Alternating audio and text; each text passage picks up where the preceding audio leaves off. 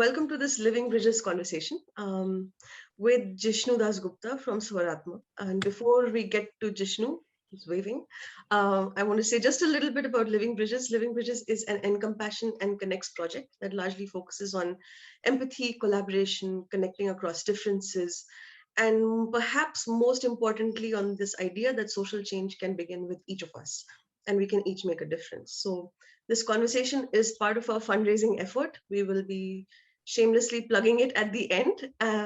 And for this, thank you so much, Jishnu, for supporting us with this and being here for this conversation. My pleasure. And I could say maybe a little bit about you, but I wonder if you'd like to just introduce yourself instead. Would that work for you? Yes, and then perhaps you can let me know if you agree or disagree with my introduction. Yes. So I'm Jishnu. Thank you so much for having me. It's a pleasure to speak to you speak to you in any case. And in the context of this conversation on living bridges, it's even more special. So I play bass guitar and I manage the Indian folk rock band Swarathma. And we play music that is, let's say, at the cusp of social consciousness, personal consciousness, and music and entertainment. So we bring together Indian and Western elements or international elements to create a sound that what we hope is unique. And we most enjoy being on stage and performing live. And everything, I think, is an excuse to just keep doing that. So yes, so that's a little bit about me, and I'm curious to learn more about Living Bridges and share whatever experience I have. Yeah, thank you for sharing that. And I think one of the things that I pick up on from just what you introduce yourself as, and also in terms of what I've read and heard in your music for many years now, is that it's not just fusion of different cultures, but it's also the fusion of many voices within your band. Like there's a lot of collaboration and a lot of interweaving of your different life experiences and the different music preferences that you have. So I guess I'm curious, I mean, for me, that means you're coming together through music. And I wonder, I mean, what maybe you're the right person to ask about this is what is the power of music to bring us together? I mean, it's very interesting that you would ask this question to begin the conversation. This is a beautiful example. Our band and Swarathma is a beautiful example of how music can bring together people who have otherwise no business of being in touch with each other. So the others in my band, Vasu, who sings and plays guitar, Varun, who plays guitar and handles production, Sanjeev, who plays the violin, and myself, we have very different circles, influences, backgrounds, preferences, and things like that. And we are not likely to have been friends, let alone colleagues, if it wasn't for music. And it just so happened that the music that we could or we managed to play together was such a powerful bond that we've now stuck around for 14 years now. And it feels beautiful that the purpose of us coming together has been music. And I think that is part of the reason why we have weathered the storms, the ups and downs of the past decade and more. And we still feel like we have so much to say. So I think one good example of talking about our differences is the fact that we cannot stand each other's playlists, in the sense. I don't get Vasu's or Varun's musical preferences or tastes. I don't like the same songs or the same artists or the same bands, but I love what they bring to the table or bring to the jam room when it's time to create, because I could never create the kinds of things they do and vice versa. And that happens because of the differences and the ability to find things that are similar, even when it appears that the person in front of you is so different. So I think that's really one of the beautiful things about being in Swarathma. In a very strange way, you've also introduced living bridges, because that's Really? that's exactly the idea, is that when you can find a common ground, common purpose, like the core needs that we have in common, our common humanness, then no matter whether we agree or disagree, we can still come together. And in a way, And that's quite a different take on the idea of community. I mean, one of the ideas around community that's being talked about in many parts of the world now is that we need to be exactly the same. We need to be in agreement with each other in order for us to function as a community. But what I'm hearing you say is that actually it's not far from kind of an aversion to diversity. With the diversity and with the kind of uh, all these different backgrounds and approaches, nonetheless you can find a way to come together.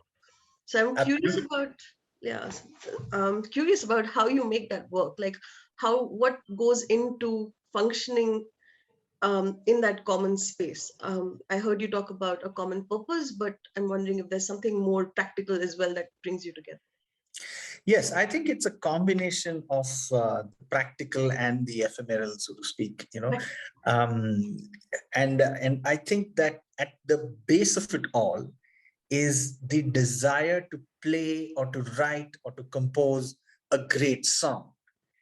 Okay, and a great song is not necessarily a single scale, a single chord, a single musical, let's say a musical genre, or it's not a unidimensional thing. Interesting songs often have variations or changes or shifts in tempo or mood or surprises in arrangements and things like that.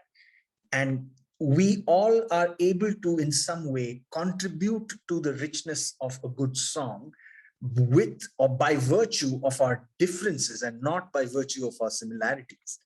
And I think that there is something to it if you say that, despite our differences as a community, if we could all figure out that we are all playing the same song, and then we could all become different voices of the same chorus rather than saying that your voice must sound exactly like mine, or you must have exactly the same, you must sing in the exact same key. It's not necessary, because a great song is made of different things and not exactly the same things. Exactly. And I mean, in any chorus, if you have everybody singing the same thing, that sounds it just gets loud. Whereas if you're singing different notes at the same time, that becomes a melody. It becomes beautiful. Yeah, absolutely. It becomes harmony. Yeah, Beautiful. exactly. Becomes harmony.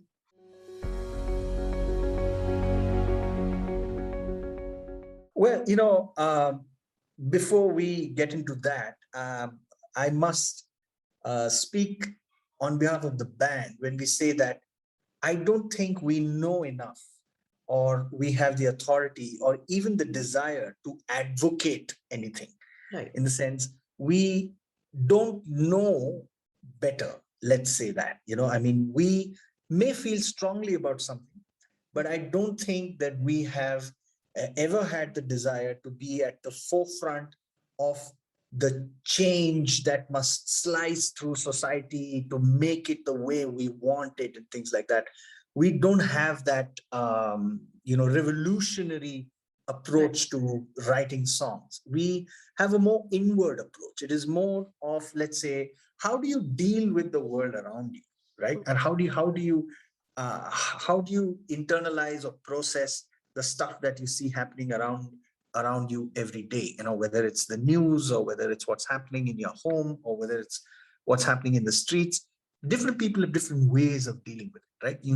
Perhaps you pull out your phone and engage in a flame war online, or perhaps you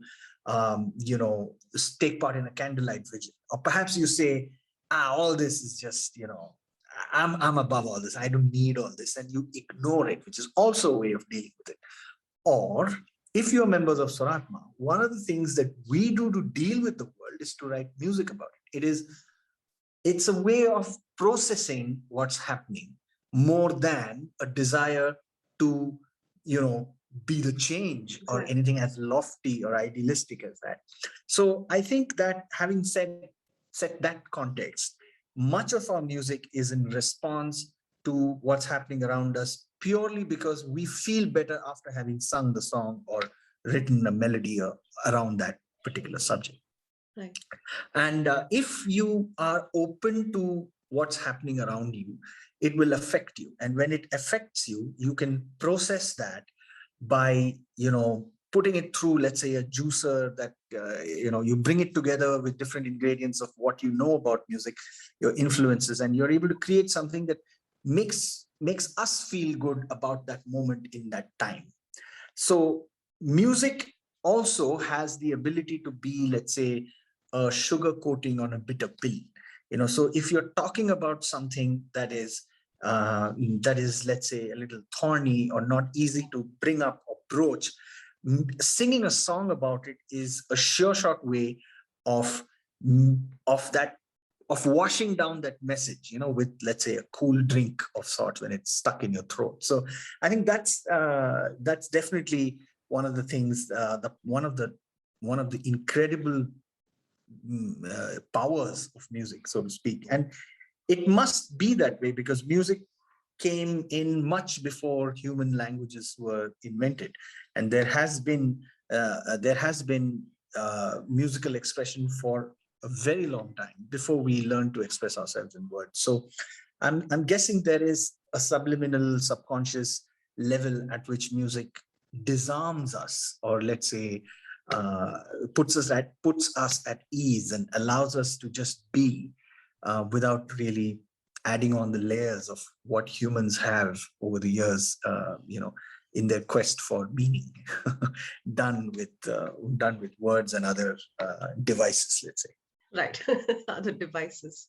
What I'm getting from that is also that somehow authentically processing and responding to, or just expressing what genuinely shows up when I'm fully open to what's happening around me, can lead to creativity. And I have this image of what happens when I'm not able to express myself, or when something gets stuck inside me, that quite quickly turns into anger, or this something more zealous than creative flow, let's say. And I enjoy this idea that um, you're not even really trying to say something quote unquote revolutionary. It's just what naturally comes out when I'm open to the world, and when I take in what's coming.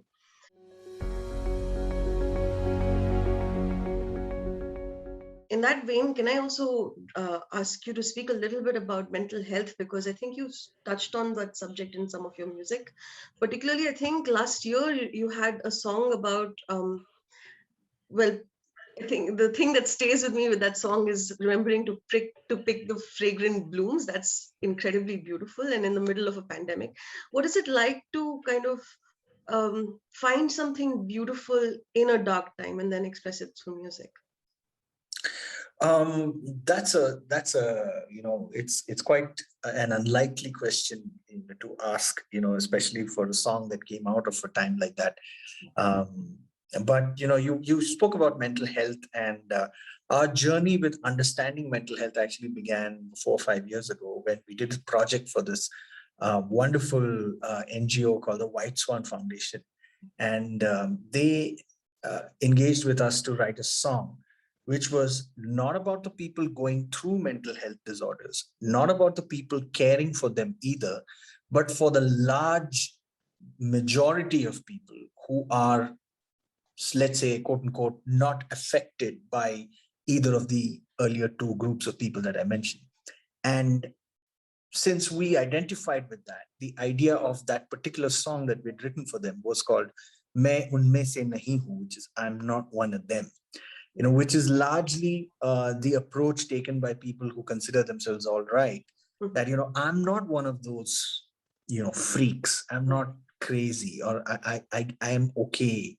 I'm not one of them. And it takes a look at that whole thing of, identifying people with, mental health issues, or who have a journey ahead of them, as somebody to be othered, so to speak. And so that was the idea of the song, and we learned from scratch things about the world of mental health that we had literally no idea about things like minor disorders and major illnesses and things like that. And it was through that process that we figured out that, these are the contours of this entire space, and that it's important to learn about it rather than pass judgment.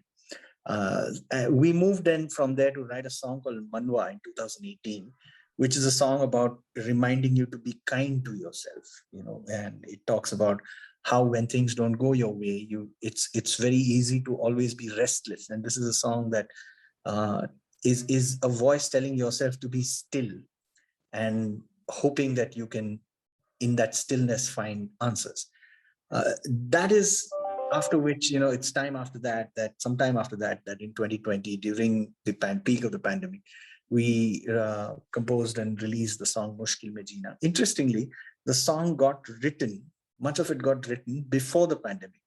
And it was broadly about the prevailing atmosphere in the country around the CAA protests and things like that, the NRC and the, Shaheen Bagh and all of that, and how we were feeling at that time. But before we could release it, the pandemic hit, and from the frying pan to the fire, and the song suddenly became even more relevant, and it almost appeared. A lot of people assumed that we had written it for the pandemic, and we didn't bother correcting everybody. But I mean, since you really you're somebody who gets into the music and the story behind it, it's good to share the story with you that while it wasn't written for the pandemic and the lockdown and the hardships that we all went through, it ultimately became a sort of reminder for a lot of people to not let go of who you are. And while the world around us continues to change and evolve and throw surprises, some of them very nasty surprises at us all the time, there are some things that make you who you are, whatever those little things are. And if you can stay in touch with those little things, chances are that you will feel more like yourself at the end of another, terrible day, let's say. So, and it's been really amazing and incredible to see the way the song has resonated with a lot of people. We recently did a concert not 2 weeks ago in Bangalore, and we received a message that was sent to us during the concert from somebody who attended, saying that, I discovered this song when I lost my brother to the pandemic last year. And I used to listen to this song to feel better. I have tears in my eyes now, and I'm watching you play it. Thank you so much for it. So, I mean, there's very little you can say about why we are doing this after you read a message like this. I mean, this is exactly the reason why we are doing this. Yeah. And to me, that speaks to the power of empathy that goes, the empathic power of music that goes so far beyond just the words. And the other bit I'm picking up on is it's a kind of subtle thread that you're bringing up, that it's almost like the core of who you are stays the same, no matter how, and if I can stay true to that, no matter what storms life throws at me or at us collectively in recent times, we're likely to get through it. And that's a beautiful way of saying it. Yes.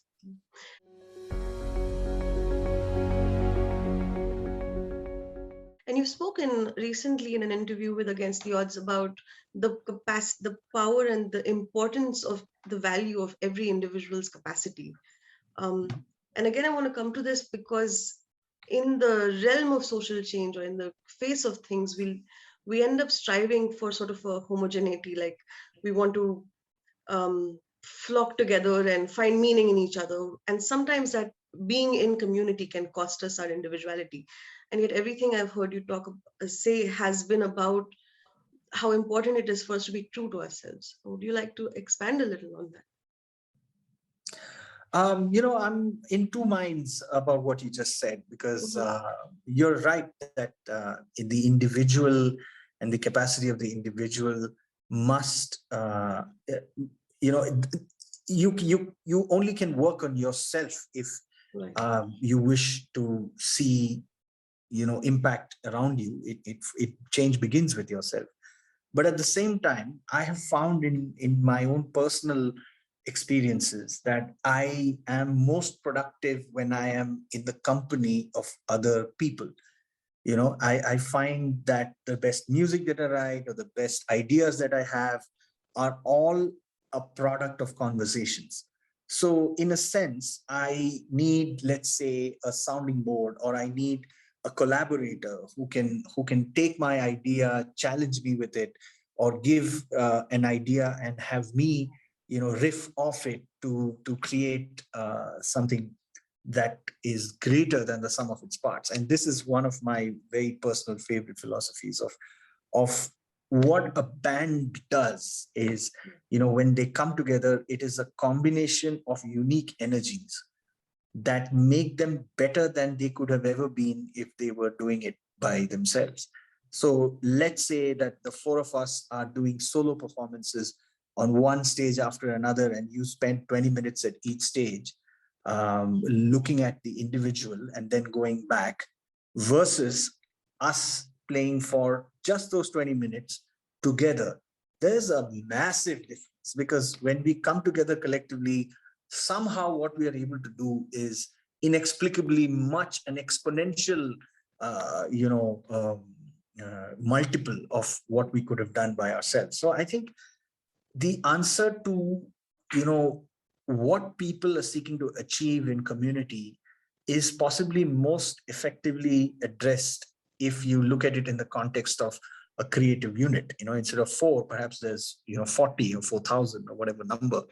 And because we are all playing the same song, we are all able to come together and become better or bigger than what we could have been by ourselves. We must remember that it is the individual differences that makes the community stronger, and not necessarily the fact that they're all the same. Exactly. It's not like an either or. It's not me versus the community. It is Yeah. me within the community, and something that can only happen, that kind of magic of creativity that can only happen in a collective, riffing off of each other.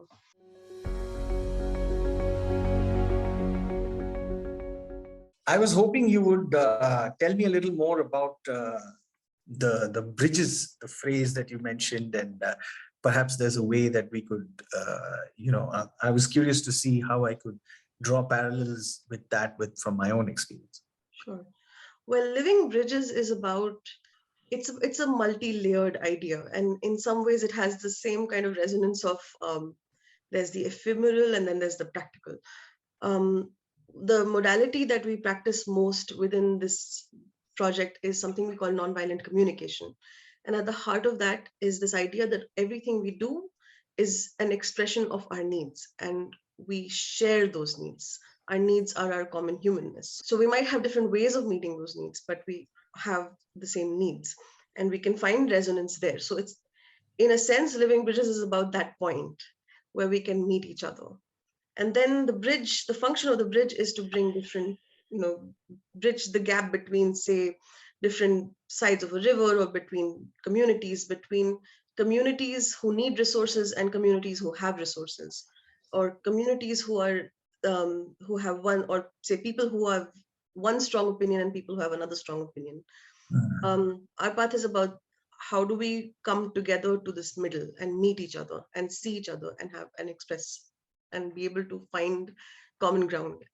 And I think that's why I was really relating with what you shared about your band.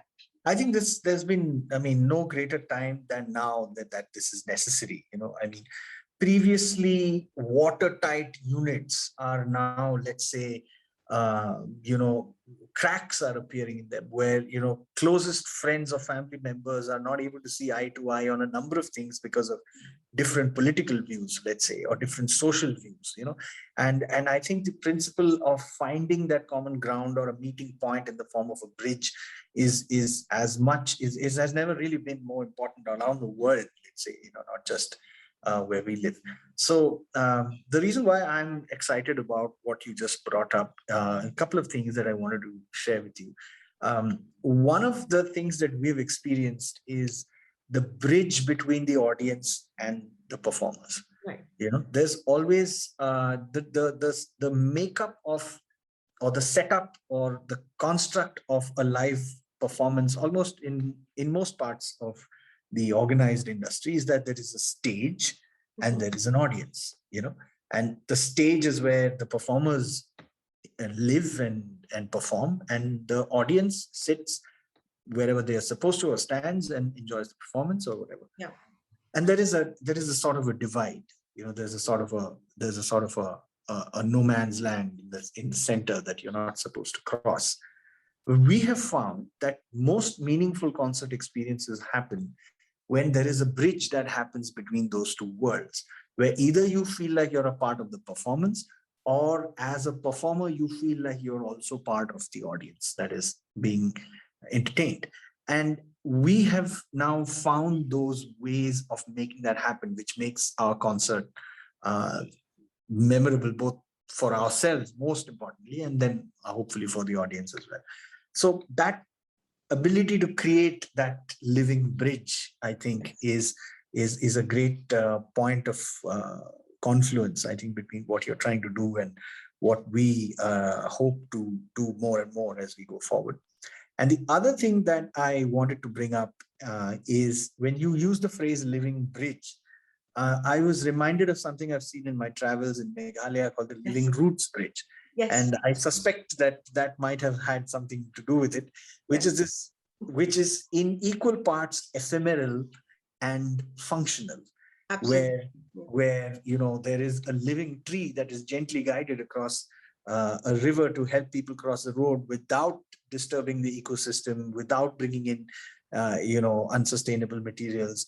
And it's a beautiful example of something that has been composed to bring two sides of anything together. So and so vehement I get that you have similar views, if not. Yes, you might have picked up on my subtle enthusiasm. Of course. No, and I think the other parts about the living root bridges in Meghalaya is that they're community built and they've lasted centuries. Right. Built by, and they're resilient to all kinds of stormy weather and floods and chaos and disorder. And it's if I could be half as effective as one of those bridges in my life, I think I'd consider myself having lived well. That's pretty much the core of the idea. Yeah. Wonderful. So I'm feeling inspired enough to ask you this. This is a special request from the team. Would you be willing to sing a little bit for us? Sure. So it's been really great to talk to you and learn about this whole, about living bridges and the cause and the fact that this is a fundraiser. And let me put in my 2 cents on this and say that, this is definitely something that I hope people can resonate with, and especially those who feel the need for empathic communication, where you understand the fact that your words are not really just things that flow out of you, but they do have an impact, and we must be careful with the kind of words that we speak. So this is a song that we brought out some time ago, and it's about regret.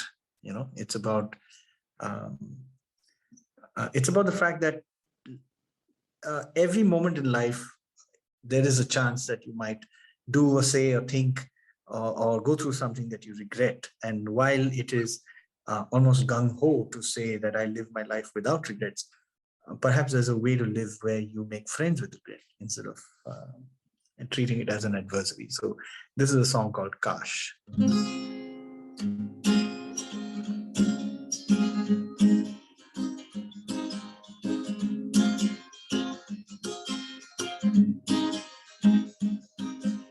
काश मैंने बात अपनी सुनी होती तो जिंदगी आज कहीं और ही ले जाती।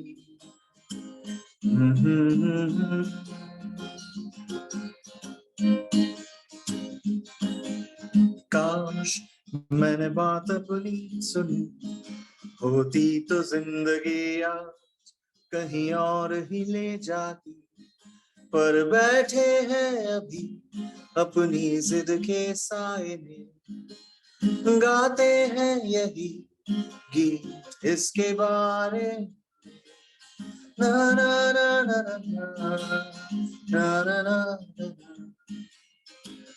ना ना ना ना। ना ना ना ना ना। हम कहते तो हैं सबको यही कि सब ठीक है, पर अंदर कहीं चुभती हुई तकलीफ है। काश हमें मिल जाता कहीं फिर से वो लम्हा, तो कल एक नई सुबह होती, पर होता यूं नहीं। जीवन के फेरों में पीछे जो गया गुम है अंधेरे में।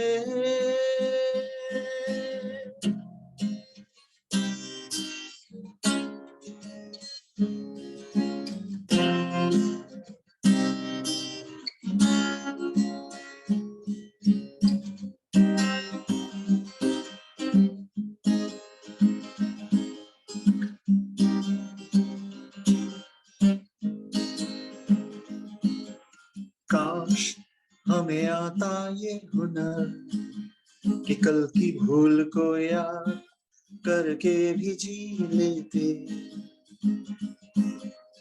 काश हमें आता ये हुनर कि कल की भूल को याद करके भी जी लेते।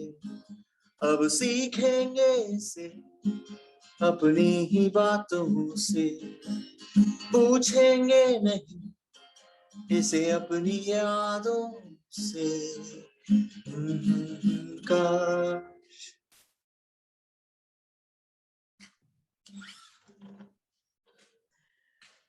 Thank you so much for that. Thank you. Thank you very much for listening. Oh gosh, now I'm speechless and just very moved. That's so beautiful. I love that thought about making friends with your regret, and then it made me a little teary. Thank you. Yes, thank you. And really, thank you so much for having us. And on behalf of Swarathma and all of us here, we wish Living Bridges, the initiative, all the very best. And we do hope that we can find more points of confluence and, have fun. Yeah, absolutely 1000% ready to confluence with you at any moment. All right. Thank you, Jishnu. Thank you so much. All right. I think that brings us to a close of the conversation. And I want to say, Jishnu, thank you so much for this. This is not the first time you've supported something crazy that I've been doing. So it's a personal shout out. It helps that you only do crazy things. Yes, of course. This is my agenda in life. Now, and I think I'm also just very touched because so much of what you speak about is about love and harmony and light. And I have such a memory of how that is what you wanted to do at one point. And I feel very, very, just very moved and very joyful to be talking to you about this. So thank you for this. Yes, and now I do my plug. This conversation was part of the Living Bridges fundraiser. We're raising a certain amount of money to keep our operations going. You've heard a bit about Living Bridges, and if you can, no matter how big or small the amount is, please do contribute to our fundraiser. The links are in the description. Thank you for joining us.